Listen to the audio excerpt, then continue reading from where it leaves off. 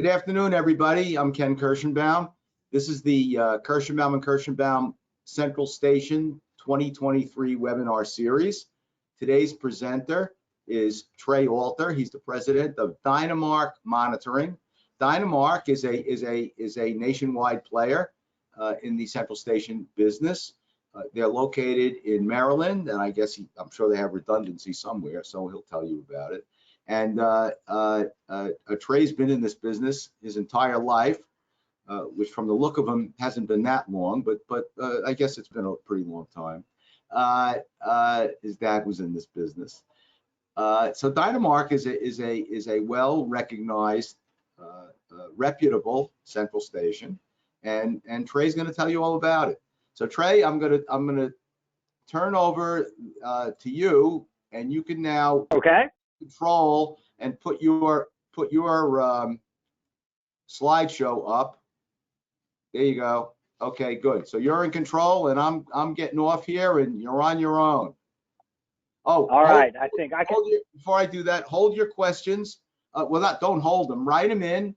I will then read Trey the questions afterwards, and we'll have hopefully we'll have a lot of time for Q&A. Also, like all the other webinars we've had and the ones to come, the webinars are being recorded and they are posted up on the K&K website. So under webinars, so you can revisit this webinar. If you missed it, you can watch it, or if you want to watch it, you can watch it again. Okay, Trey. Okay. Thank you very much, Ken. Really appreciate you putting on this series. I've watched all of them but one, and I found it informative. I watched a lot of the software series, and I've watched a lot of the Central Station series, and it's really neat to see sort of how we're different than some others and to see all the software solutions that are available in the industry. I'm going to talk for about 30 minutes today. I could talk about this subject for forever, but I won't drone on for too long. I want to give you time to answer or ask me some questions, and I'm happy to answer. I want to address who we are at Dynamark, what I think makes us different, and instead of just talking about what we do, I want to hopefully share my feedback on 15 years in the monitoring business. What is it that you should be looking for in a monitoring partner? And that doesn't matter whether it's Dynamark or the partner you're already with. As you look, presumably you're here because you want to learn more about what's available in the industry. And I want to do my part today to share what I think is important, the questions you should be asking yourself.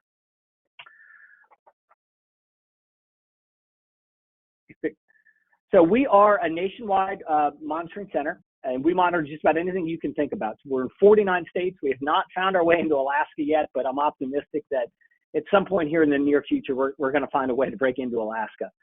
And we monitor just about anything you can think of. If you can get a sensor on it or you can get a video camera on it, we can monitor it. So as you might imagine, we are very heavily concentrated in the fire space, in the intrusion space, in the medical and PER spaces.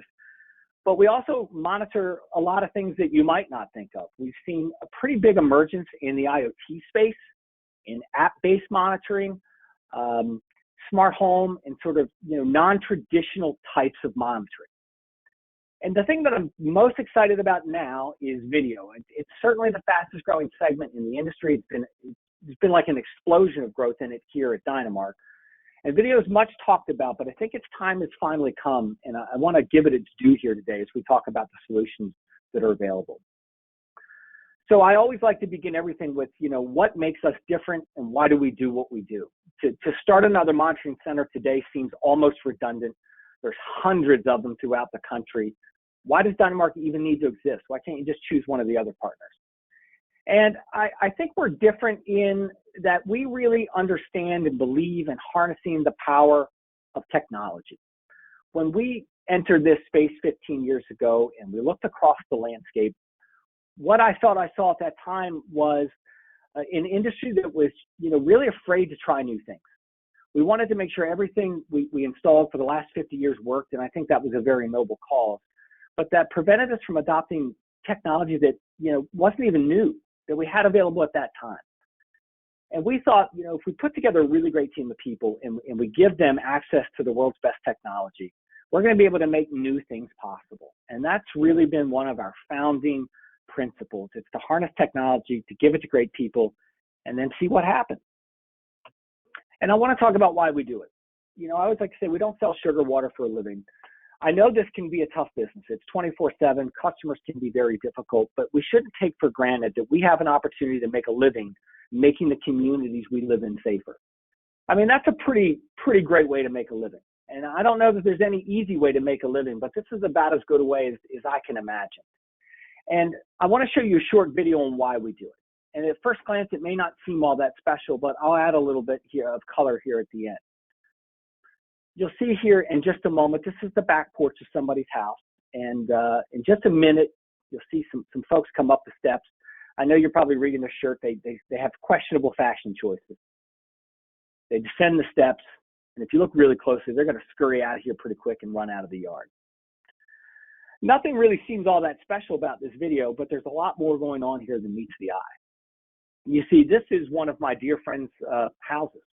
He was asleep here at 3:12 in the morning with his wife just off this in the bedroom. His two boys were asleep upstairs, and they were looking to break into the house. They had broken into other houses in the neighborhood. Now, they weren't away from the house. They were sleeping in this house. But what they didn't know is by the time they got to this back porch, we had already caught them on 2 other video cameras through proactive video monitoring. We'd already dispatched the police.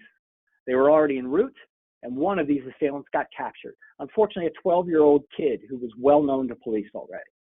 But what didn't happen is they didn't get in the house. They didn't have a chance to get into my friend's house for things to go sideways and to get a bad outcome. And this happened because we worked with Alarm.com over a year ago to build an integration to take the millions of cameras that are already hanging on homes and businesses across America and make them smart. So we don't have to wait for people to get inside. We can catch them outside. We're preventing crime and not just recording it. And to me, this is what we stand for. And this is what we want to do. We want to stop crime from happening. And, I'm really proud of this. And selfishly, I live about 2 miles from here. So this could just as easily have been my family. This is a great outcome, and this shows you what technology can do. I'm going to touch on 4 things today that I think are important to you as a dealer. If you're looking for a monitoring center, you're reevaluating the one you're with, there's going to be 4 key things that you need to think about. But they're all based on the fact that you've had this dichotomy of choices, the monitoring paradox. You're with one of these 2 different types of stations largely. You're either with a small station or a really, really large one. And if you're with a small monitoring center, there's a lot of pros and cons to that. You probably get really good personal service. They know your accounts. You've been there a long time, so you don't have to move. That's a great benefit. But if you're really being honest with yourself, they probably have outdated technology. They lack any form of redundancy, regardless of what they tell you. They're really struggling with staffing and have been for a couple of years, and they're not in a position to support your growth. So if that doesn't work, you say, okay, well, what are my options? Maybe I'll go to one of the really, really large guys. And they're definitely going to have newer technology. They definitely have greater redundancy, pretty large staff. But what we hear from dealers is that I feel like I'm just a number there. I'm not getting my issues resolved as quickly as I'd like. And, they really lack the flexibility I need to grow the business the way that I want to grow my business. And I don't think that's universally true. I think there's a lot of great monitoring centers out there that could fall somewhere on this spectrum, but that has largely been the 2 different and starkly different choices you've been forced to make for the last 30 years. So I'm going to talk about these 4 things.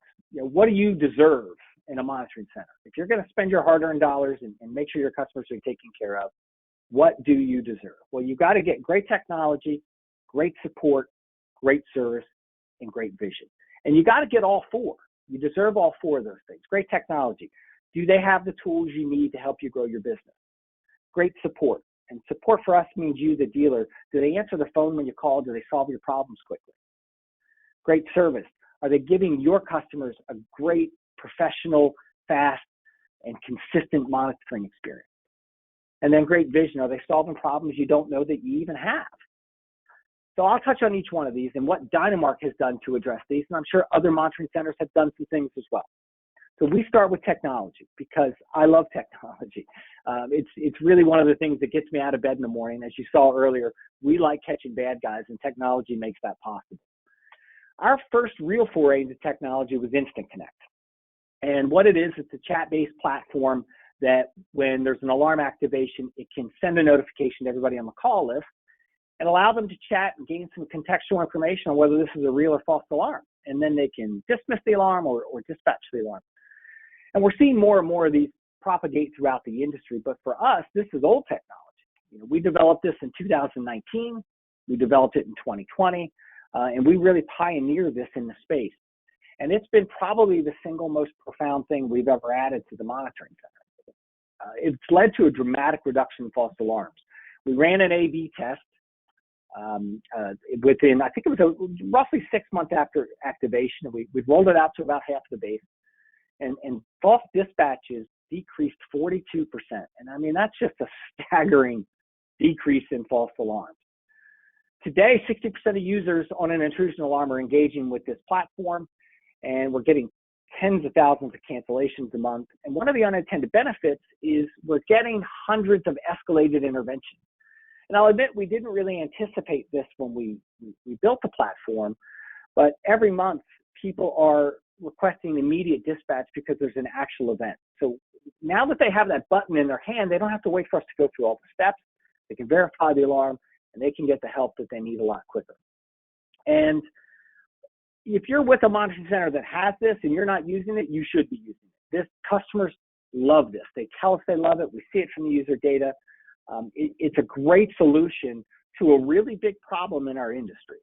If you're with a monitoring center that doesn't have this, you're really selling yourself short. You need to ask them why they don't have it, what they're doing to bring the solution to you and your customers.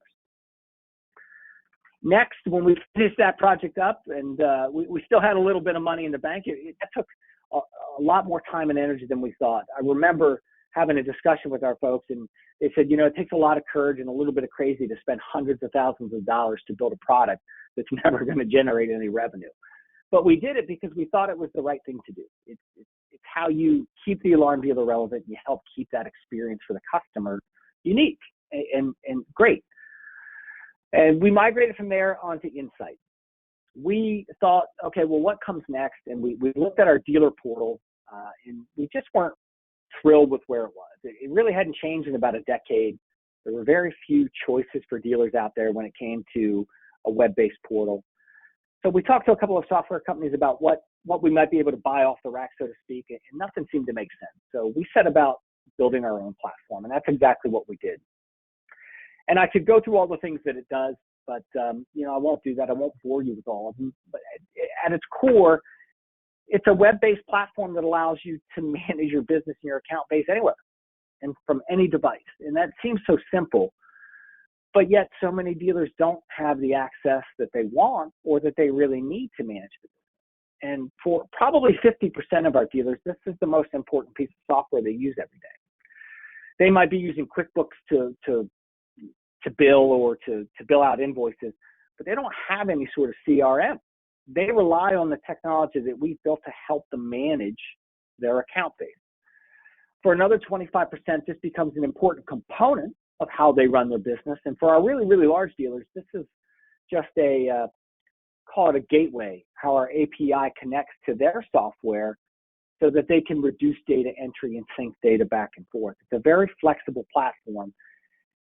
And I think what I like most about it is it allows us to spin up new solutions pretty quickly. We did a custom application for a dealer not long ago that had a really unique set of user credential needs. And within 3 weeks, we got the criteria, we spun up a solution, and we rolled it out to a couple of hundred techs, and it worked perfectly. Being able to bring software to market in weeks and months instead of years is a tremendous benefit. And this is a living, breathing product that gets better for our dealers each and every day. And it doesn't cost them anything. It comes with every single activation. So you deserve to have great technology to help you run your business. The second leg of the stool is support. And when we talk about support, we're talking about the dealer. What does support look like for you? Well, it means we answer the phone. And it means we do what you tell us to do, and we do it pretty quickly.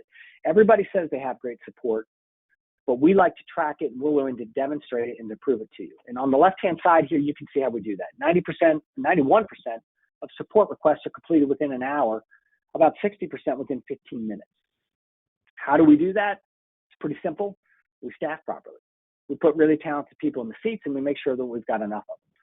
And this is every single support request that we get. It doesn't matter if you're calling in, and it's a quick account edit, or you're asking us to put on a 600-point fire system, they're all sort of blended together in the wash. We've got a really, really great dealer support team here. I think they've got an average of 7 years. They're staffed 7 days a week. And these folks have the training that we need. They were all dispatchers at one point. They worked their way through into dealer support. They've had a lot of advanced training. So when your techs call in and they need help, these folks are in a position to support you. They're not handling any alarms. They're doing nothing other than handling your support request. So to us, answering the phone is just paramount to what we do. Next is great service. And we define service as the response. What do your customers get from Dynamark, and what does it look like? Those that know me know that I'm not a fan of average response. I don't think it really tells you anything, and I don't believe any of us should ever set out to be average. I doubt your customers hired you because when they went on Yelp, it said average alarm company, ABC Alarm, call us today. They want an exceptional experience. So we really set 2 guardrails for ourselves when it comes to dispatch time. We don't look at average response time. We look at success, and then we look at failure, most importantly. And for us, failure is anything that takes more than 3 minutes. What percentage of alarms take us more than 3 minutes to handle, and what percentage of alarms are we handling in under a minute? I think the customers are somewhat reasonable. If you can handle an alarm in 20 or 30 or 40 seconds, they can't really tell a fundamental difference between that experience. But if their alarm hasn't gone off in a year and it's taken 3 minutes to respond, they're not probably too thrilled with that outcome, especially on a fire alarm. So we build these sophisticated staffing models to help us make sure that the column on the right is as low as possible, the column on the left is as high as possible. So when you're talking about response time with your central station, you need to ask them these questions. How many alarms are you handling under 30 seconds, under a minute? Because I think that's a lot more telling than average response. The other thing we look at, and you might expect, is inbound phone answer rate. A great company answers the phone when you call. That's us. This isn't just our dispatchers, every single person in the building. There's an expectation at Dynamark that when the phone rings, you're going to answer it. This is a metric that we look at really, really closely because we assume when you're calling, you need help, and we want to be there to give it to you. On the right-hand side, you'll see something I think we're pretty proud of. It helps us get a consistent experience for your customers. We have something we call the Dispatcher Performance Score. It's something proprietary that we've developed that looks at everything a dispatcher does throughout the course of the month. It blends it together, it puts it in a score, and it helps measure them over time to show them their trends, how they're improving, how they may be declining, things they may need to work on, and we benchmark them against their peers. This is an actual summary of a scorecard that one of our dispatchers got last month. They perform a little bit better than the average, and it's a valuable tool. This is an every month process that we give dispatchers because we want them to understand what the expectation is, how they perform. And we get consistent experiences because we inspect what we expect. We like to say that dispatchers are like fine wine or bourbon. You can't just put them on the shelf. If we need a dispatcher, we've got to be planning for that 6 or 7 months in advance. There's a process to get them game time ready. So our team brings them on board. We run them through a 6-month training program, and then they begin to matriculate through operator levels over the years that they're here. So they graduate after 6 months into operator level 1 and TMA 5 Diamond certified. And then they can sort of at their own pace work through continuing education at the different levels. And those different levels drive pay, they drive advancement opportunities, and a number of other things. And then once they're in the job, we're sort of inspecting again what we expect with doing quality control. And I think this is a piece that a lot of monitoring centers and companies miss. It's you've got to QC your product. So we're listening to a couple thousand phone calls every month to make sure we're getting what we would expect and what you deserve. And we have a 16-point system that we use to score those. And those go back into the operator scorecard, and the QCs are given to the dispatcher so that they can get feedback on how they're performing. So train them right, and then inspect the quality of the product each and every day. The last part of this for us is great vision. And, the fourth leg of the stool shouldn't be overlooked. We go back to the video in the very beginning. We started talking about that a year or two earlier. We sit and work and wonder and worry a lot about what tomorrow looks like. And we do that so that you don't have to. We call it paving the roads you may drive on tomorrow. We want to be out in front of you so that we have these solutions available and that they're ready and that we've tested them thoroughly by the time that you want them. And I've listed 3 here that I think are really important. And you should be asking your monitoring center, what are they doing about these things? And maybe there's a handful of others. But we think video, AI, and integrations are really important to the near-term future of your relationship with the monitoring center and your relationship with the customer. We've talked about video. I mean, I don't know how long I've been in this space, 15 years, and I feel like we've been talking about it since, the day I entered. But it's finally starting to get to a spot where you can deploy it to the everyday business, to the everyday customer, and you can get a good outcome. So if you're new to video, I'd probably recommend you start with the alarm.com video monitoring or maybe the check monitoring. They have these ready to go solutions. You can deploy them. They're relatively cost effective and you can get good results. And as you graduate through the process and you find yourself wanting maybe more custom solutions, you can go to the IMIX video monitoring platform that lets you bring in just about, I think, any camera or gate system in the world and really create one-off solutions. It's a terrific product. And what's made this possible are the cloud analytics solutions. You've got a lot of great vendors out there from Calypso to Sentry AI. I think Actuate is one as well. I wouldn't say they're quite as reliable as a door sensor, but we're getting there. And the cost of these is going down pretty significantly. Video will replace the alarm panel, in my opinion. And I don't think that day is as far off in the future as many of us would like to admit. The other is AI. We're currently building what we've coined the Insight Engine. And we think it can help you, the dealer, identify trends and opportunities. So we know that we're ingesting millions of pieces of data every day from your dealers and maybe from your third-party platform providers. That's telling us a lot about your customers. But trying to aggregate all that data and do something meaningful with it is hard. And if you run, even a medium-sized alarm company, you know that you get the daily report from your monitoring station or from alarm.com or AlarmNet. And it gives you all of your trouble conditions that you need to deal with. And it's a really long report. So someone calls the customers and they're not answering phone. And this problem just never gets solved. So the future is real-time information. It's going to, or I should probably coin that differently, just-in-time information. It's going to deliver you this perfect nugget of information at exactly the right time, and it's going to help you do something actionable with it. So it's going to look through all of your data, find the customer that's most at risk, understand when they're most likely to answer the phone, and help put you in contact with them at just the right time through your service department to automatically schedule that service call. That's the future of our industry. That's the future of lower attrition. It's proactively solving these problems for the customers in a way that's easy for them.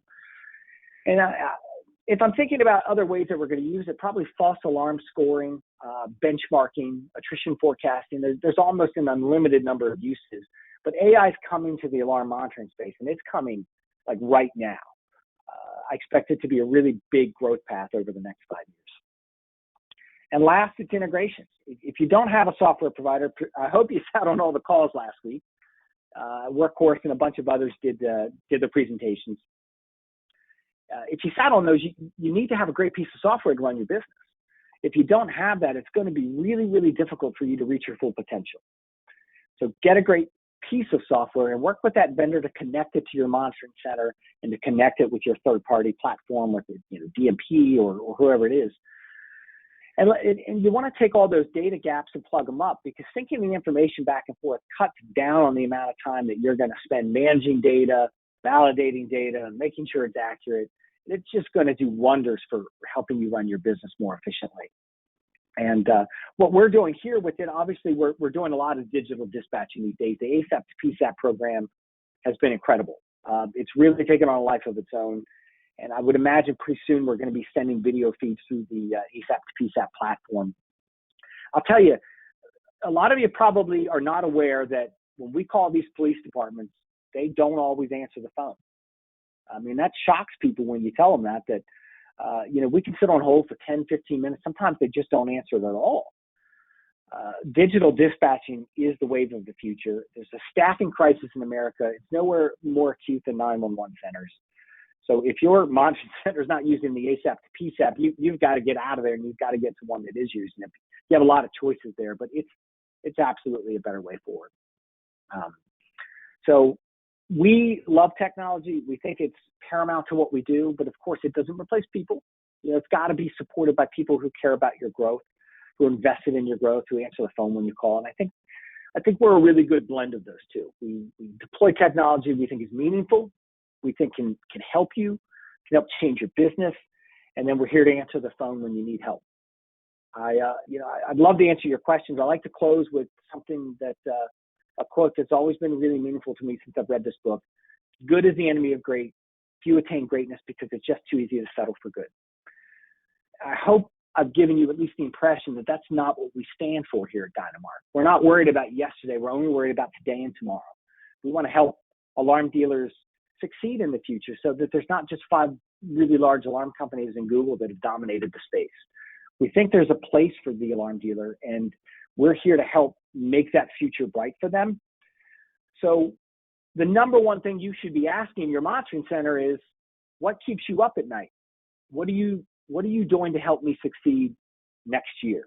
And if they can't just immediately tell you what that is, you need to have a hard conversation with yourself, whether you have a really good partner or you just have a vendor that you're monitoring with.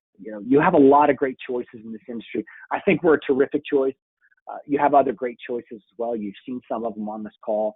You deserve to be with a company that's going to support you. So I know a lot of you probably want to talk about remote monitoring. We don't do remote monitoring. I'm fairly disdainful of it. I'm happy to answer any questions on that and talk about anything else that might interest you about the space. So thank you.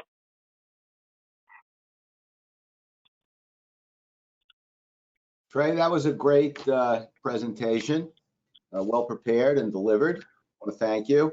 It's obvious that Dynamark is one of the more technologically advanced central stations, which is a credit to you and your vision. Also, your commitment to partnering with dealers, it sounds actually genuine. Too many central stations like to call their dealers partners, but in a sense, they're not. They're their customer, and they look at them that way. And that's true. They are their customer. But when a dealer selects a central station, they are entering into a marriage, and it's a very important relationship. And you mentioned another very important relationship I hadn't thought of too much, which is funny because my office depends entirely on software, but I hadn't thought about the software end of it. But I guess you don't need a central station if you don't have any software. So you might have to start with the software. But it sounds like probably do. Yeah. Dynamark has an awful lot of technology available to it. I want to ask you I heard somewhat about this SMS product, which is the texting to customers so that they could actually get a text and cancel alarm right on it. Do you use that, or did I hear you say that you have some kind of proprietary alternative? So the one we built in-house. It is proprietary. So I think, you can solve this problem a couple of different ways. So the way that we have solved it is everything is initiated with a text message to the contact list. So they each get a text message. But we don't want them to communicate that way. So we give them a link that takes them into an encrypted chat because, this is a life safety event. So they go into an encrypted chat room, and from there, it's a little bit like a group chat. You can say, "Hey, Mary, did you set off the alarm?" "No, it wasn't me." And then Bill jumps in and says, "It's me, guys. I'm sorry." And so the ability to put those people together allows them to gain some contextual information on, is this real or is this false? And then from there, right from inside of that application, they can cancel it or verify it. So what we've built is proprietary. I think a lot of the ones you've seen in the industry have probably been custom built. We like that approach, and it's worked so well. I don't think we could have imagined it would have turned out this successful. But the customer is able to cancel a false alarm, which most of the alarms are, as we know. Correct. Yeah. I have some questions sent in. In the video shown in the beginning, what what deterred the intruders from breaking in?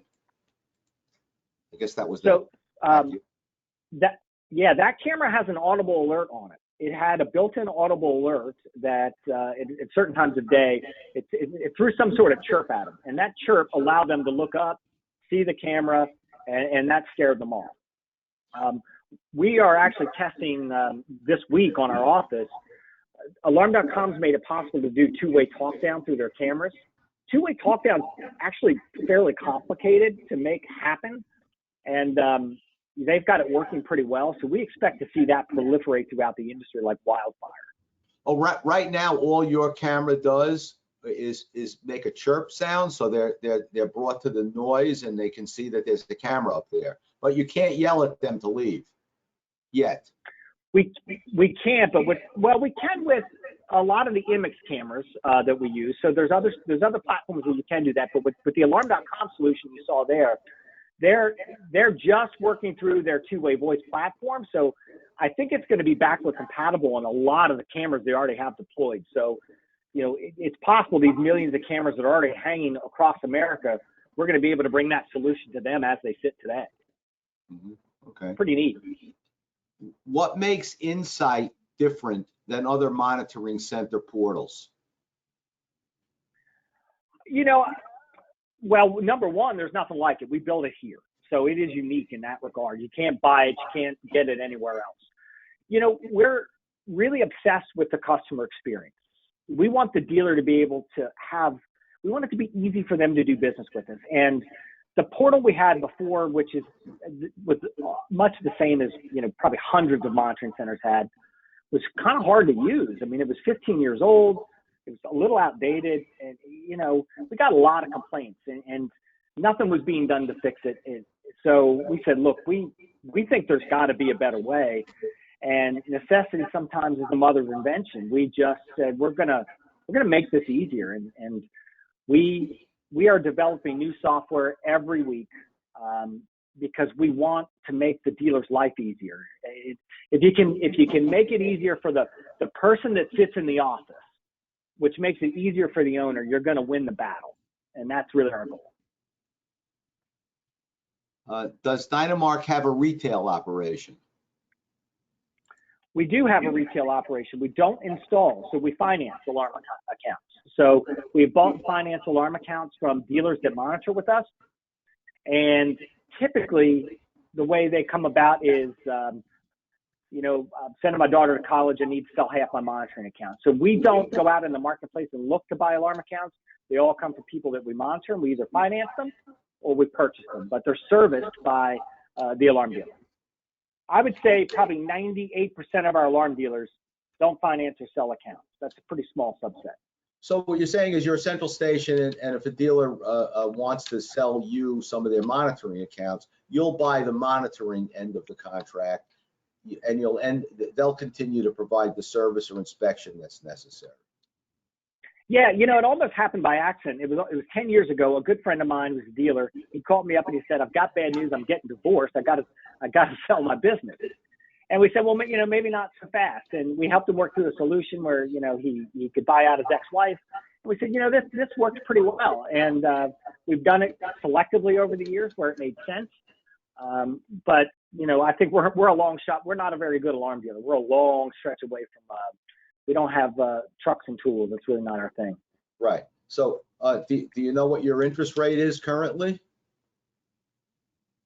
It's fixed on. It's normally the 10-year plus 10. So what's that? Probably 15 now. Oh, okay. And is it? You have an amortized loan, or is it interest only? It depends. It depends on the situation. I'd say we're a great monitoring center and an average lender. You have good lenders in the space. I mean, Jim Worcester's operation, there's a bunch of good lenders in the space. The reason people choose us is normally because they know us pretty well. Their accounts are already here, and they have some sort of short-term need that they need to get over.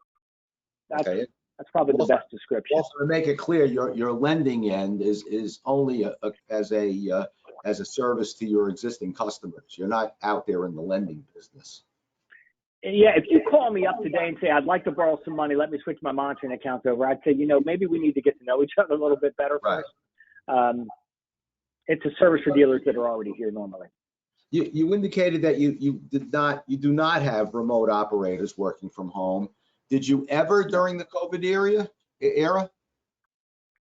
Yeah, so we were terrified that the state of Maryland was going to just make a shutdown. They came down pretty hard, and that was obviously a concern. So not planning for that eventuality would have just been negligent.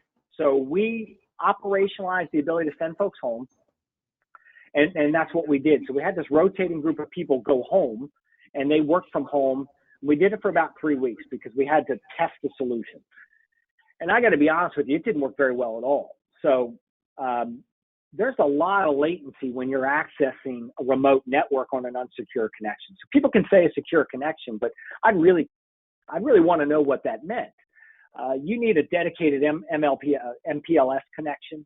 So you have this unmanaged network at the customer's home with, probably pretty poor internet, and it just didn't interact very well. The alarms were slow. The dispatchers were half as efficient.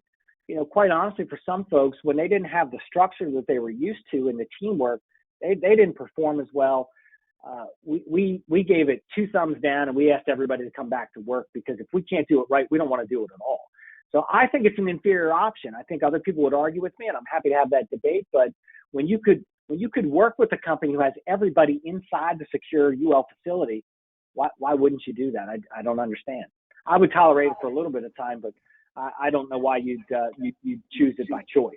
I don't think anyone's going to take you up on a debate, because I don't think you're going to match Jeff Zwern's $5,000 offer, and no one took him up on that debate. But he's tough to debate, in fairness.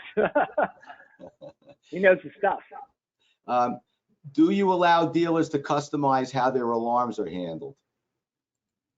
Yeah, I think that's just, you have to do that in today's modern age. So what's typical with most alarm dealers is that 85 to 90% of their accounts are relatively ordinary. They look like everybody else's accounts, but they have this unique batch of accounts. They have these chain stores, or they have this unique, it's just unique. And the owner's really demanding, they really want it to work a certain way. So we build what we call custom action plans for those folks, or custom transmitters. If we really wanted to, we could make everybody's account behave differently here. That gets to be pretty onerous, but almost every dealer of any sort of size that we have here has their own custom action plans for certain groups of people.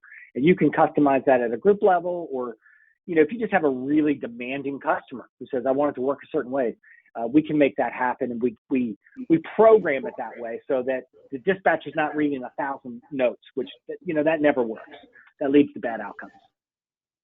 That's an interesting question and response, because as you may know, I negotiate contracts all week long for dealers with their customers. And a lot of customers like to change the monitoring paragraph in my contracts. And the monitoring contract is written with, there's a fail-safe by saying that the central station has its operating procedures, and that's what's going to be applied.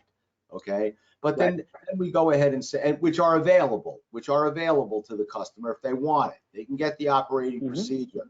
And by operating procedure, we don't mean your internal proprietary training and things like that.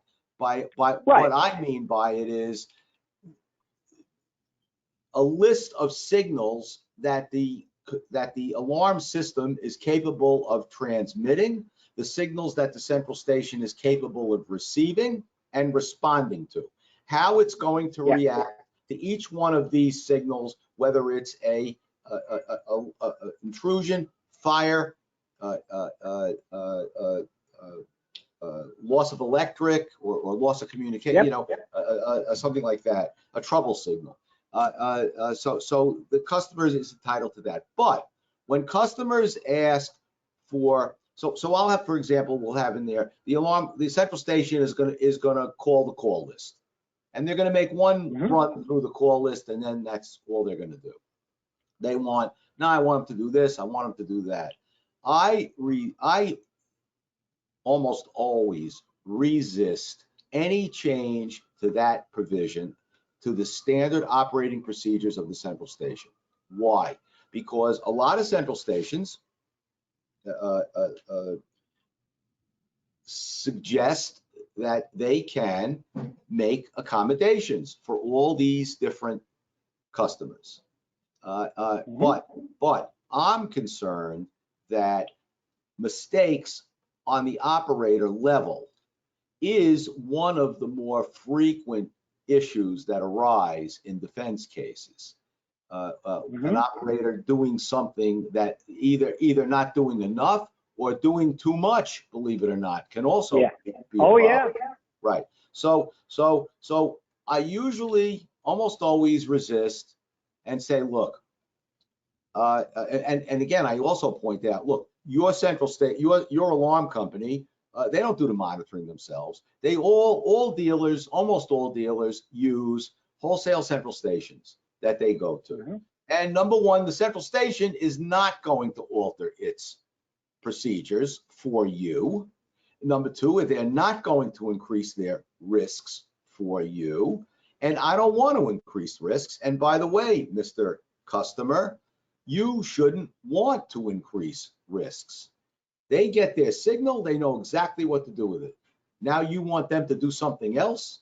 You want them to maybe call this person or that person, or don't call the police, or call this special number first, or we don't want to get involved in that. Let them do their thing. And that's normally what I say. And I don't think I've ever had pushback once I've suggested that.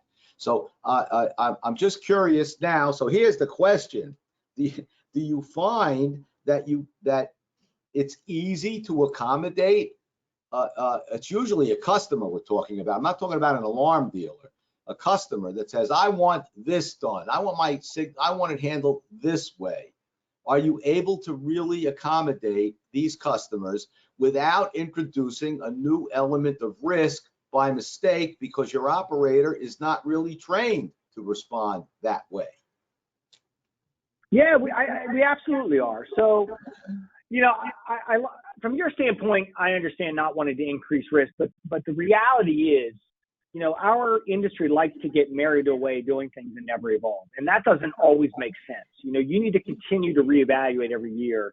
You know, does this continue to make sense? Our dealers have genuine needs to have customization. And what separates us, I think, from others is the devil's always in the details. You can't ask the dispatcher to read a page of notes and make a subjective decision. That will fail at least half the time.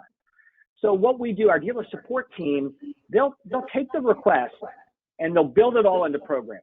So our dispatchers only really have to do A, B, C, and D. And we tell them, you know, we joke in here, if it says A, walk outside a building, B, set car on fire. Just do what you're told. Don't sit and make a bunch of, if you follow the action plan, we will never judge you for the outcome, because presumably there's a reason that we put this action plan in place. Once you start riffing or thinking that you might know better, we're going to get bad outcomes. So all of that work's done on the front end to make sure for the dispatcher, it's just another alarm. I got to do 1, 2, 3, and 4, and bang, I'm done. And that's really how we make it happen. It's programming. Okay. I want to do more video monitoring. How would I go about getting started? Yeah, I mean, I think this is the gateway to, it's like a gold rush. You know, this is the gateway to wealth in the alarm space in the next 10 years. If you haven't done any before, no question, the best place to start is with alarm.com and check. They've got really great, ready to go platforms right out of the box. You'll be able to get up and running, get 20 of these online, you know, charge $100, $200 and, you know, get started, really start growing your RMR base. And then as you figure it out with these really good solutions, you're going to decide, I want to stay with them, or you might go into the deeper end of the pool and say, I'm going to look into this IMIX platform and I want to use maybe some higher end robotics cameras. And I want to do some different stuff. But if I was starting today, I'd start with the alarm.com system or the check platform, and I'd be off to the races. And you can go a long way with those two platforms. Well, I was going to ask you that also. You said you do video monitoring. does that mean you receive clips and respond to videos that way, or do you do actually live monitoring? So we do two distinctly different kinds of video monitoring. So we do video verification, which means the alarm panel has gone off, and then we look at the video. It's reactionary. But we do that for. But when you say you're going to go look at the video at that point, is that a clip you're looking at, or is that a live video? You're now logged in to those cameras and you're watching the premises actual time. It's the latter. So we normally get a clip with the pre-roll, and then we're looking at the live camera at the same time. So we saw what caused the alarm, and then we're seeing what's currently going on. That's video verification. So think of that as they've already broken in, and now we're watching them steal the stuff. Where the industry's going and where you should be going is we're going to catch them outside before they set the alarm off, and we're going to prevent them from stealing stuff. That's proactive video monitoring. That's really the holy grail. What about you? I'm surprised you do have two-way audio capability right now, don't you? Even if it's not part of the camera.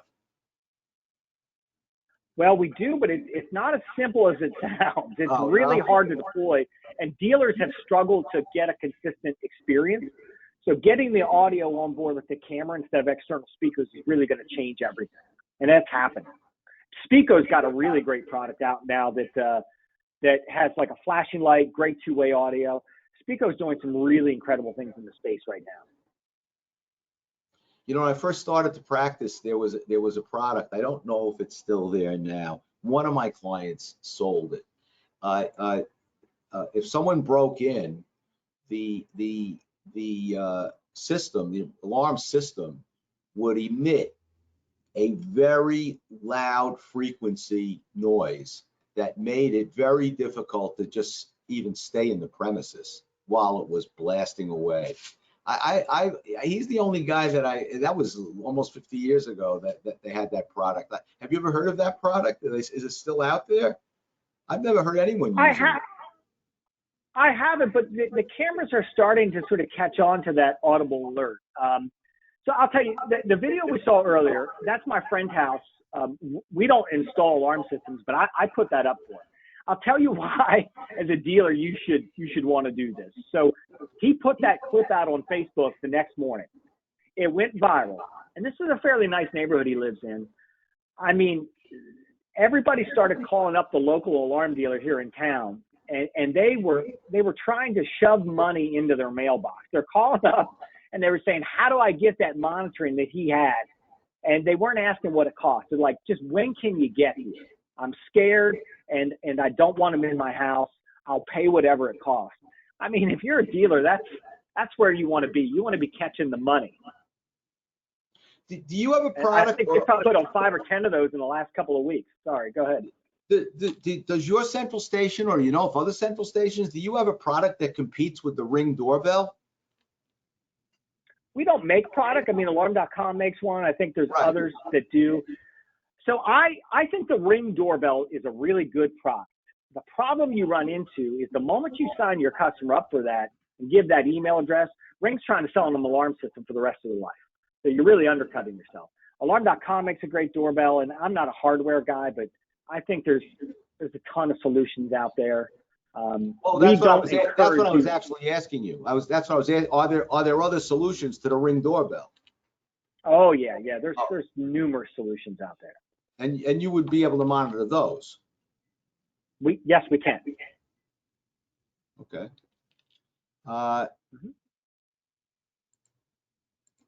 Last question I have at the moment is, how many backup centrals are there, fully redundant or just backup? Well, maybe you can explain what the difference between fully redundant or just backup is. Sure. I think the industry doesn't even agree on what redundancy means anymore. For the last 30 years, what it meant is you had two things that looked exactly the same in two places. But that's not what redundancy looks like anymore. So you really need to think about it is in the facility you have, do you have adequate redundancy there to make sure that facility can continue to function through sort of multiple events? And then after that, it's just a question of where are your people and where are your computers. And they don't have to be in the same place. And I think largely they aren't anymore. I mean, nobody knows where their software is hosted. You know, if you have a cloud-based software that you buy, do you have any idea where it lives? So we take all of our equipment and we have it backed up in a data center that we rent rack space in that we're replicating to, and we have a backup phone vendor. So if we had a catastrophic event here at our facility, what we would do is our people relocate and we take the alarms remotely, like a lot of monitoring centers are doing. So I don't know how many monitoring centers COPS has, but I think for the longest time they had 3 like fully redundant monitoring centers, and then 3 what they call remote centers, where there really wasn't a lot of equipment, but they had people. So when I think of redundancy, I'm thinking equipment and people, and those are really two different things. Okay.